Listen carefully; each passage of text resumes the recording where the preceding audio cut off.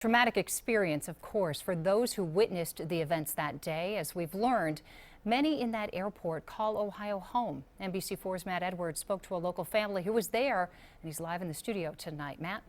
Ellie, the Sagona family is back in their Dublin home this evening, returning with many memories from their recent vacation, including ones they simply could not have imagined when they left Central Ohio for a winter getaway.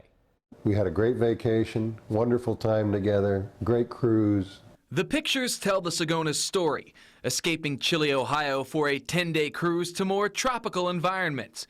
They arrived to the Fort Lauderdale airport well in advance of their 6 p.m. flight, and it just stopped at an airport restaurant for lunch. I don't think we were sitting there for a minute, and all of a sudden this crowd comes running through the terminal walkway, yelling, "Shooter, shooter, shooter." It was like all of a sudden being in a movie. Jim and wife Cherie had 2 of their 4 children with them on vacation, but they were split up into pairs when the chaos began. And so I grabbed my daughter and pushed her to the ground. We got under a table. My youngest was fearful that she wasn't going to see her mom again. Several minutes later, the duos met on the tarmac after a restaurant employee ushered frantic would-be passengers outside. That was one of the most upsetting pieces, was just being away from your loved ones and not knowing where they were in proximity to where the shooting was taking place. The family had no choice but to remain at the airport for 5 hours following the shooting,